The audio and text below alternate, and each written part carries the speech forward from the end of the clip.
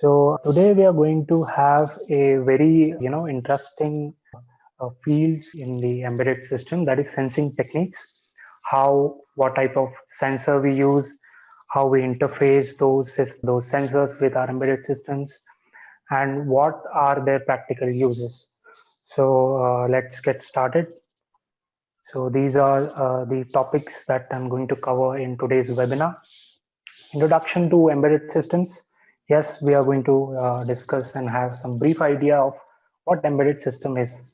And then obviously the need of sensing techniques, why we need to study sensing techniques in embedded systems, and how it is going to give you benefits.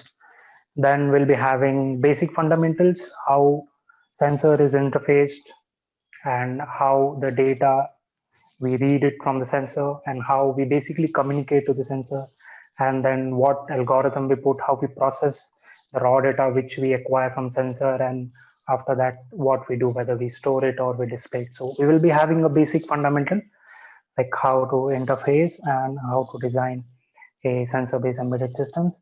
Then we'll be having a beautiful case study which is nothing but a one of the most recent embedded product which is already there in the market. And then later we'll be discussing on what skills you will be learning with this course, and the job prospects, like which job designation you people can target. And then later we'll be having one query session. So yeah, let's start with the embedded system. So what do you mean by embedded system? You people might have read somewhere or listen, or you might have studied what embedded system is. But basically, what do you mean by embedded system? So it is nothing but a combined system. What do you mean by embedded? Embedded is nothing but combining something. So embedded system is basically combining some small systems on a single platform. So it is nothing but your attached or combined system. And since this term, the embedded system, is related to electronics, so that's why these small components or these small modules will be your electronic component. And yes, with its driver software, but keep in mind sometimes we don't need the software in it, so that's why it is optional. So what is embedded system? It's a combined system with electronic component and its driver software, which is optional. So I'm keeping it as basic as it should be. It is not like those hi-fi definitions which are really difficult to understand. So embedded system, if you people have asked like what do you mean by embedded system, so it's nothing but a combined system. A system which has a lot of other subsystems is nothing but your embedded system. So I have dragged a lot of examples which you people can relate to. So the first real-time example will be in the field of automotive control system. Automotive in the sense all the vehicle systems like two-wheelers, four-wheelers, then you have goods carrier, trucks, and you have the other smart vehicles and goods carrier system. So speed control, yes, whatever speed control system we have in our car or in your bike, if you are using, or if you have your personal bike, you might have seen nowadays you have a digital speedometer. So that digital speedometer is nothing but it converts your angular speed of your vehicle, and it displays onto your system. So yes, we can call it as an embedded system because we have a sensor here. That sensor calculates your angular rotational motion, and then it actually reads the data.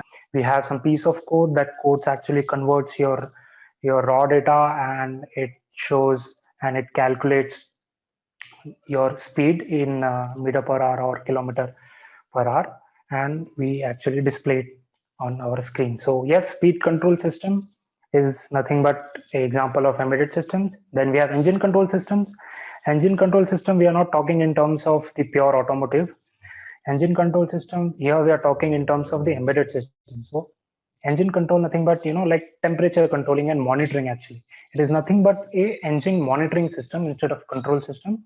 So we can have some kind of embedded system which monitors some engine parameters. Let's say one of the major parameter for engine is monitoring temperature of engine. So what we can have is we can have a sensor on the engine and can read the value of sensor, and then again we can process it and calculate the actual temperature, and we can store it or we can display it. Same lighting control, you might have seen in a lot of vehicles we have front light, back light, side lights, then we have different patterns, the light patterns, and again this is also being controlled with the help of embedded systems. Then in automotive we have one of the most important feature, that is safety control systems. This has been launched very recently because this was not there in early 90s and 80s, but nowadays a lot of automotive manufacturers are giving safety control system, including your airbag system, like how that functions. Then we have for that they actually use some collision sensor, and they actually calculate whether the vibration or the collision of your vehicle has crossed to one particular threshold limit, and based on that they determine that whether your vehicle has encountered with any accident or not, and based on that they open airbags. You might have seen that nowadays cars are equipped with airbag systems. So yes, for this also we need an embedded system to read the collision value of the vehicle, and based on our collision value we trigger our airbag system. So yes, safety control system is also part of embedded system in automotive.